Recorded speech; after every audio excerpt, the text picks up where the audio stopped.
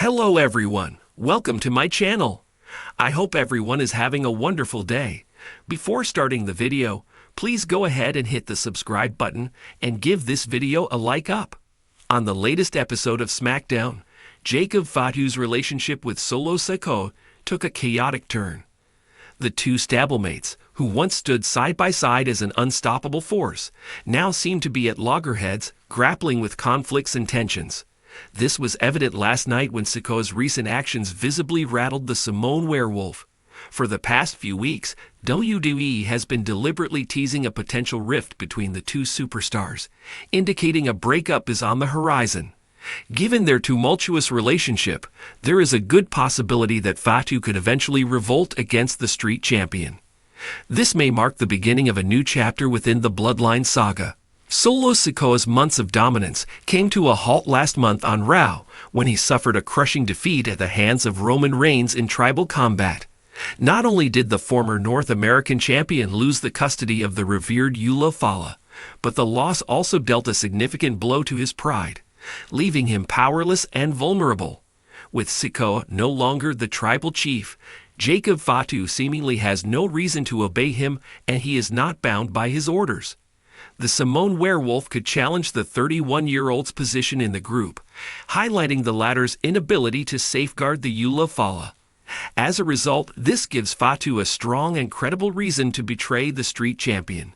After suffering a devastating loss against the OTC on Raw's Netflix debut, the Street Champion vanished into the darkness, disappearing for weeks.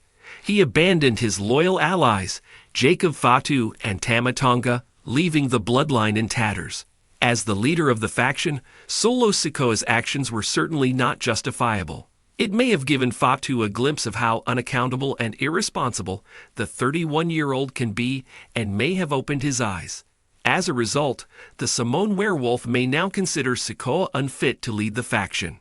This could ultimately cause him to snap and kick the Street Champion out of the bloodline. Fatu competed in a huge triple threat match on SmackDown to qualify for the men's elimination chamber. In a shocking turn of events, Sikoa interfered in the bout and inadvertently cost Fatu the big opportunity. This would have certainly enraged the Samoan werewolf, and why wouldn't it? The men's elimination chamber match was the only opportunity for him to get a shot at Cody Rhodes' undisputed WWE Championship. However, Sikoa's actions robbed Fatu of a golden chance. This could create a massive crack in his relationship with Fatu, which could prove to be his undoing. After Roman Reigns lost the undisputed WWE Championship to Cody Rhodes at WrestleMania XL, Sikoa stepped up to restore the family legacy. He was hell-bent on bringing the coveted title back to the bloodline.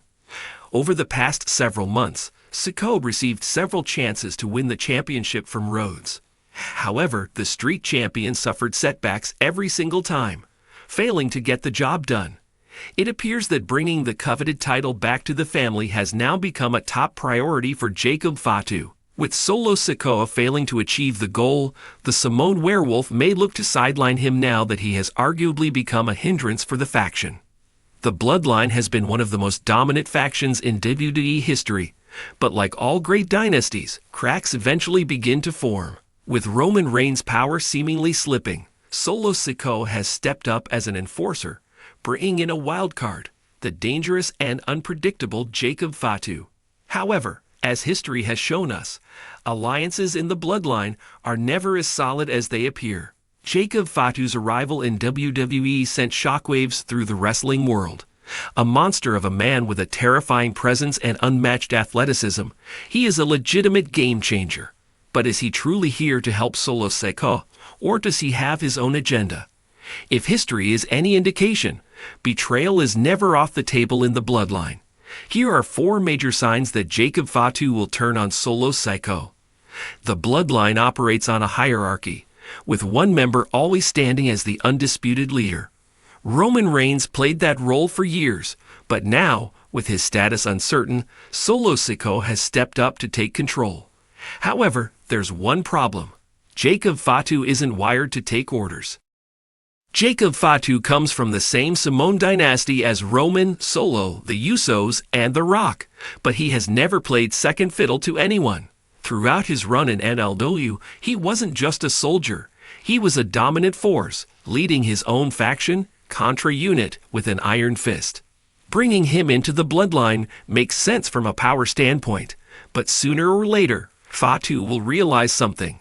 Why should he take orders from Solo Sikoa when he could be the one giving them? Fatu's reputation is built on being a lone destroyer, a man who creates chaos, not one who follows rules. While Solo may believe he has a loyal soldier by his side, the reality is that Fatu is far more likely to seize power for himself. This isn't about teamwork, it's about dominance. And Fatu isn't the kind of man who stays in the shadows for long. The Bloodline story has been built on betrayal after betrayal. No one is truly safe. Let's look at history. Roman Reigns betrayed Jey Uso, forcing him to acknowledge him as tribal chief. Jey and Jimmy Uso turned on Roman, ending years of loyalty. Solo Sikoa turned on Jimmy Uso, attacking him and cementing his allegiance to Roman. The pattern is clear. Family members may stand together, but eventually ambition, jealousy, and power struggles always lead to betrayal. Jacob Fatu is a monster of destruction. His nature is to break things apart, not build them up. The longer he stands beside Solo Sikoa, the more likely he is to strike first before Solo does it to him. And knowing the Bloodline's history, it's not a matter of if but when. If there's one man who knows when something isn't right in the Bloodline, it's Paul Heyman. Ever since Jacob Fatu debuted, Heyman has looked visibly uneasy. His usual smooth confidence is replaced with cautious hesitation whenever Fatu is around. Heyman has spent years navigating the unpredictable world of the Bloodline, always aligning himself with the true power player. In the past, that was Roman Reigns. Now, with Roman's future unclear, Heyman has seemingly backed Solo Sikoa. But if Heyman senses that Fatu is a bigger threat, he may start shifting his allegiances again. Heyman is a survivalist, and if he begins subtly distancing himself from Solo or positioning Jacob Fatu as the true enforcer of the Bloodline, that will be the clearest sign yet that Solo is in trouble. The wise man has a knack for predicting power shifts before they happen. If Heyman starts showing signs of discomfort, you can bet he sees Fatu's betrayal coming. The most explosive reason Jacob Fatu could turn on Solo Sikoa? He might be the one to claim the tribal chief title for himself. Solo has stepped up in Roman's absence, but let's be real. Solo was never seen as the heir to the throne. He was always the enforcer, the silent assassin, the man who carried out orders. But Jacob Fatu, he has the size, the presence, and the brutality to take that role for himself.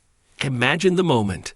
Solo believes he's finally taken full control of the Bloodline. He stands tall in the ring, confident that he has Fatu by his side. But then, out of nowhere, Fatu turns on him.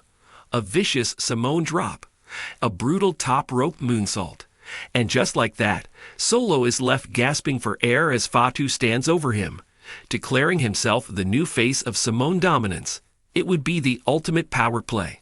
With Roman absent and the Usos divided, Fatu taking out Solo would cement him as the deadliest force in WWE.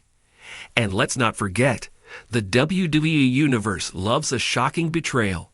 If WWE is looking for the next major moment in the Bloodline story, this would be it. If Jacob Fatu does turn on Solo Sikoa, what's next? Fatu versus Solo at WrestleMania. A brutal war between Samoan warriors, proving once and for all who is truly dominant. Fatu aligns with The Rock. If WWE brings in The Rock for a Bloodline civil war, Fatu could side with him as a new dominant force. Fatu versus Roman Reigns. If Reigns returns, could Fatu challenge him instead of following him? No matter what happens, one thing is clear. Jacob Fatu is too big, too dangerous, and too unpredictable to stay under Solo Sikoa's control for long. Betrayal is coming. The only question is, will Solo see it before it's too late?